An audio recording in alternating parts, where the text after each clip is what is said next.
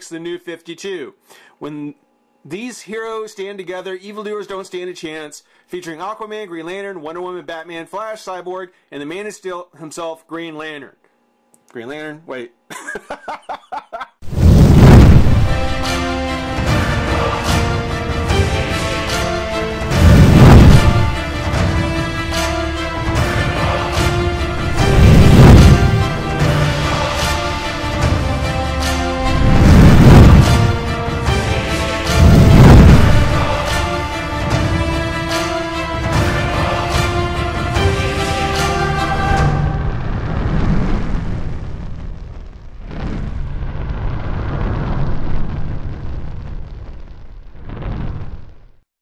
Hey, friends and revolutionaries!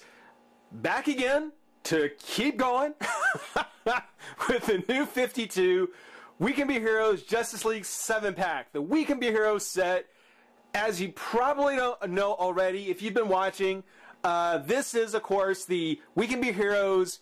I guess this is probably one of the big drivers of the We Can Be Heroes, how should we say, relief effort, or I guess merchandising for the relief effort. The Fight for Famine and the Horn of Africa at www.wecanbeheroes.org. You can see there's the silhouette of the Justice League, which is why this is probably, you know, I'm a little surprised. I mean, if you haven't gone to their site yet, please check it out. It's a good cause. You know, fighting famine in Africa, as long as helping out with several other very reputable charities, it's really worthwhile. And if you do go to their website and you click on their online store, not that I'm trying to pitch for them, just what you'll find is some neat collectibles like posters, T-shirts, water bottles, things like that. All of them with that Justice League silhouette, which is actually really cool. You know, you can always identify all the characters in silhouette. And again, it's one of the things where I think because of that, I'm a little surprised that that this box set, well, I guess I'm not all that surprised really, but that this box set isn't on that online store. It's one of the things where this is without a doubt the best of the DC collectible items you can get to support the We Can Be Heroes series. If you don't know why, let me explain. You've probably heard me say it already. I've talked about it every time. I will continue to talk about it, because if you can still find this at your local comic shops, or if you can find it online, it's a deal. It is a deal. Basically, these are the New 52 Justice League figures, the one that you used to, or that you still can, buy individually in box. Now those run about $25, you know, plus tax, $27 a pop.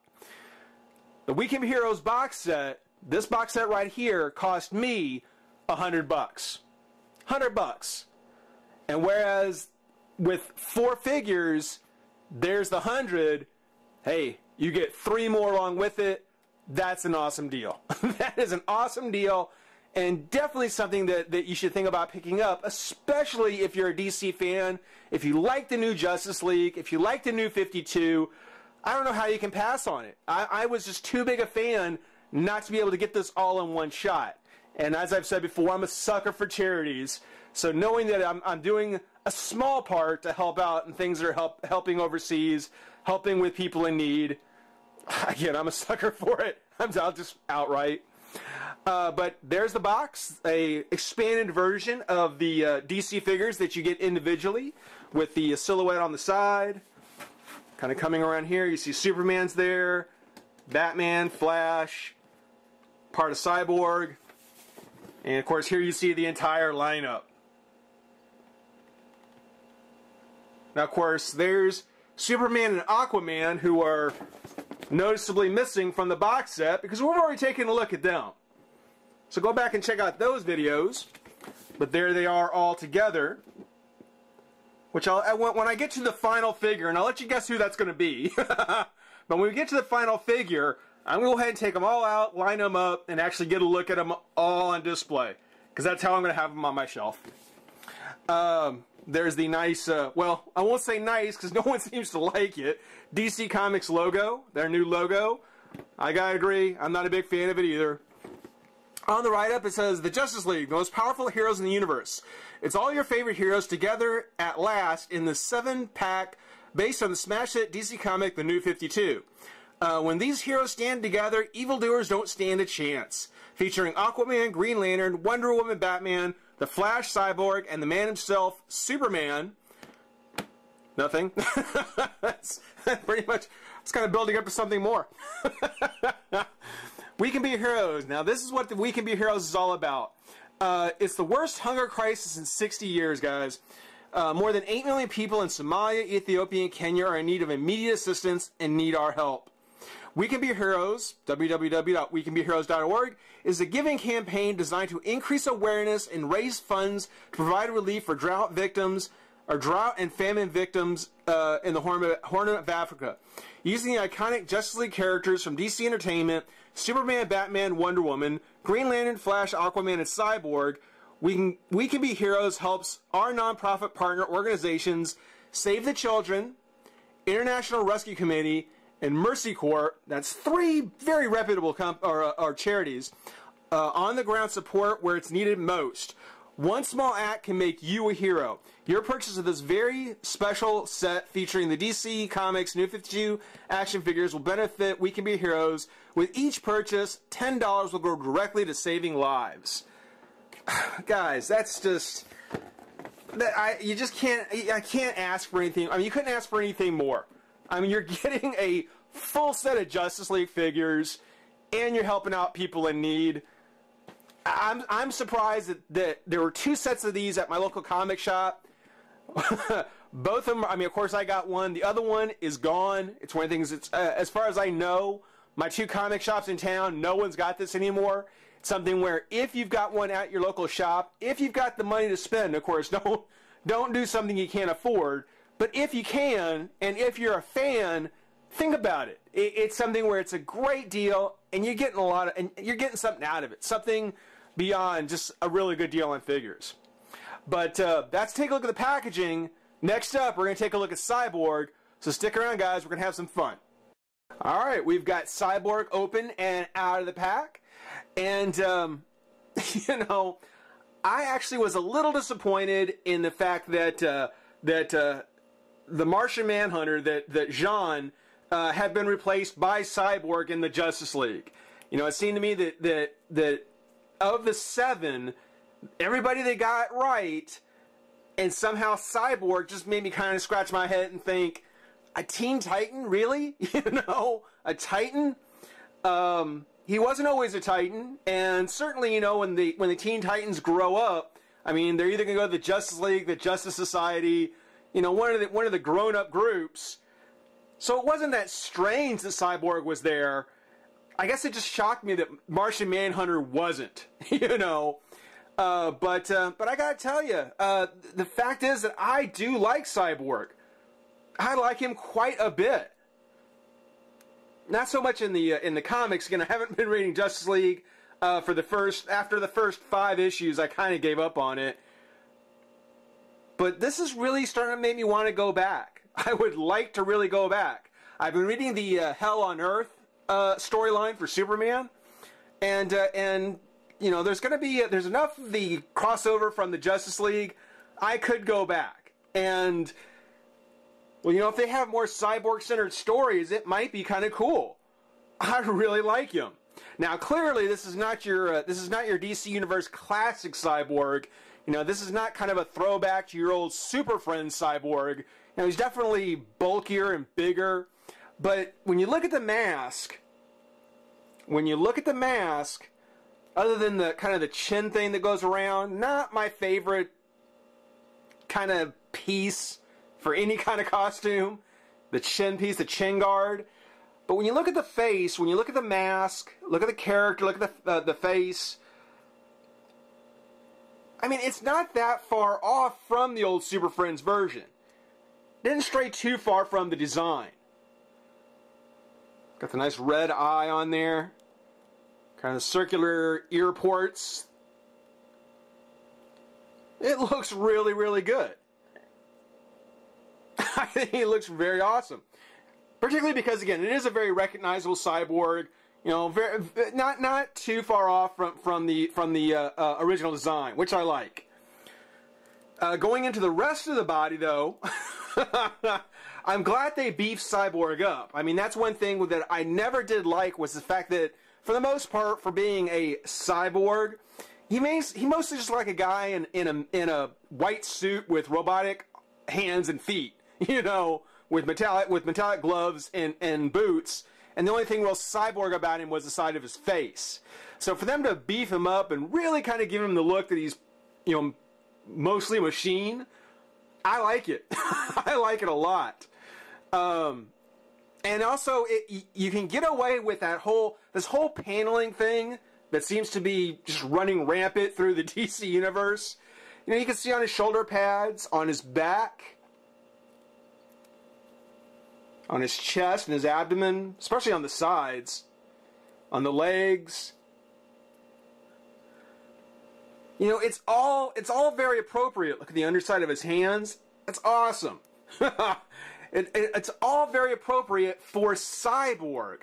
You know, for being mostly machine, made of metal, encased in this armor. It makes sense. It works. It works here. Not so much on Superman. For Batman and the Flash, we'll have to see. But for Cyborg, it really works. And I can't help getting a real strong RoboCop kind of feel from him.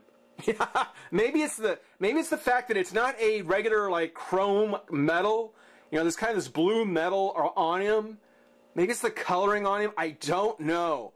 But there's something very RoboCop-ish about Cyborg that I really dig. I really like it. On his chest, now here's where I start to have a problem. On his chest, and I mean they've got it down here on his belt, something up there on his forehead, and on the back, and on his sides. You know, they've got the round circle. You know, the circular light, the circular chest piece. You know, between Iron Man, Cyborg, the Cybermen, you know, just what have you. I'm getting a little tired of the central circle. You know, you can have something here. You know, go Darth Vader. Put a square on there. You know, go Darth Vader about it. But this whole circular centerpiece on a robotic character, armor character, I don't know. It's just, it really feels like it's being overused design-wise. And I think they could have left it off. I think they could have left off the chest. You know, just give him a regular, you know, armored chest. Kept it on the belt. Kept it on the back. On the back, I think it looks cool. You know, it actually would make sense to be some sort of, like, you know, power source for him. And on his forehead, sure, why not? You know, you'll know when the computer's processing. You know, I don't mind. But there on the chest, right there, considering that, again, Cybermen, Iron Man, Ironmonger, you know, with the whole circular light thing, just, I've seen it, done it, you know, ready to move on.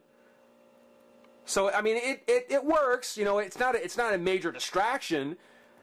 It's just when I see it, it's just another, it's, again, you know, again, really, okay. But, yeah, taking a look at him, let me give you a good look at this. You know, look on the inside of that high collar he's got. You know, they've actually sculpted, like, inside texture. Same kind of thing on his neck. Definitely went out of their way to kind of show that he's got kind of this android or cybernetic body underneath. Got kind of the flexible parts there on his side. It would have been nice if they had carried it over into the arms. You know, the fact that it's here on the sides of his chest, you know, here on the thighs, even on the knees, but not here on the arms. It's a bit disappointing. It's nitpicking. It's nitpicking seriously, but it would have looked good if they had kind of kept it every place the black was. And it's really a shame. Well, let me go ahead and talk about it. On his articulation, his head does turn left and right. Does go up and down. The arms come up, no out. Twist the bicep. hinge at the elbow, and twist here at the bicep. Or not the bicep, but here at the forearm.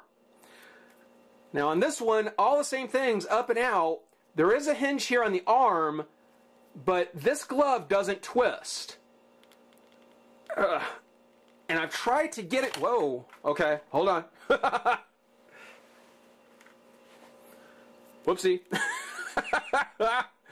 Okay. And I've tried to get it to. But it won't move. And whereas with this one, it can twist, so it'll leave room here for the hinge on the elbow.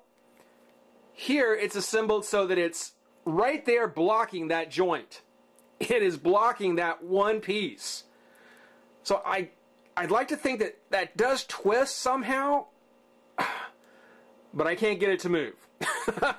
I may have to heat it up, but it's something where that's kind of my big complaint on this one arm, is that it's assembled in such a way that the glove, which has some nice detailing on it, so does the hand actually, to the back of the arm there, but it's positioned in just the place where you're not going to be able to use that joint. And that kind of burns me up. But yeah, I was going to say on Cyborg especially, I've set this with with the other two so far, but with the lines that run across his abdomen, you know, this is a perfect place to be able to put a swivel in the waist. And being that Cyborg has all these, again, you know, lines and panels and so forth, a crunch in the waist, not unreasonable. Totally not unreasonable. The legs do come forward a bit. Bend at the knee. Nothing in the foot. But again, you can see here at the boot, you can see kind of the edge of the boot where it meets the lower leg. Now you could have put a twist in there. Definitely going to put a twist in that boot. So, you know, I hate to kind of to harp on it, but you know, as Mattel gets a hold of these designs and starts doing their versions, yeah, I really do think that Mattel's going to come out on top. They're going to definitely come out with a better version simply because, you know, they'll take advantage of where they can put things in.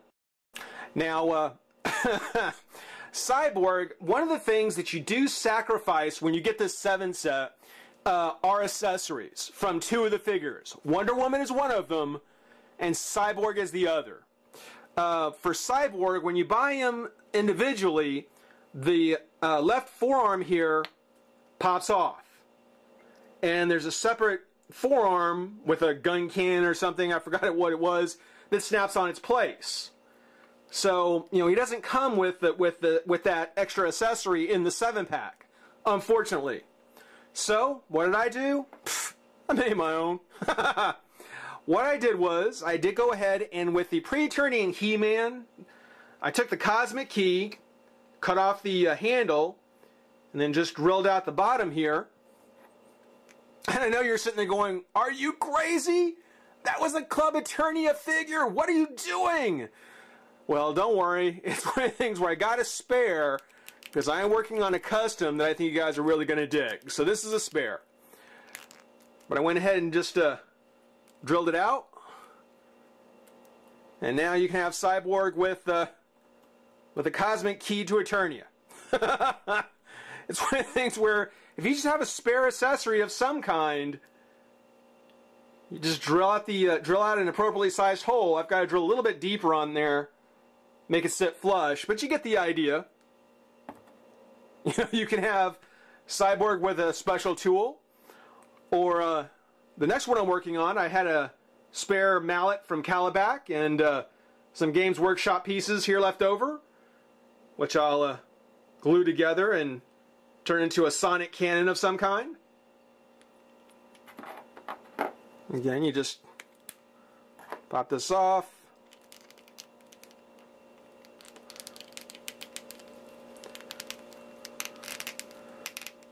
Put the new one on. And there you go.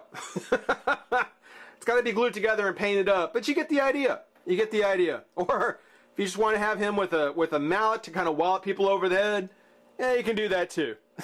So, even though he doesn't come with his own, Hey, all you need is a spare accessory and a drill, and you're good. Overall, I gotta say, Cyborg was definitely one of the ones I would pick up. He wasn't as impressive in the box. When I saw him on display, you know, in his own individual packet, you know, I wasn't as excited about getting him. But had he not been in the 7-pack, I probably would have passed and gone with Martian Manhunter when he comes out. But I am happy to have him. I would say that he is definitely the hidden gem in the set so far. So very, very cool. Stick around, guys. Hope you enjoyed watching. Rate, comment, subscribe, join the revolution. We'll see you soon. Bye-bye.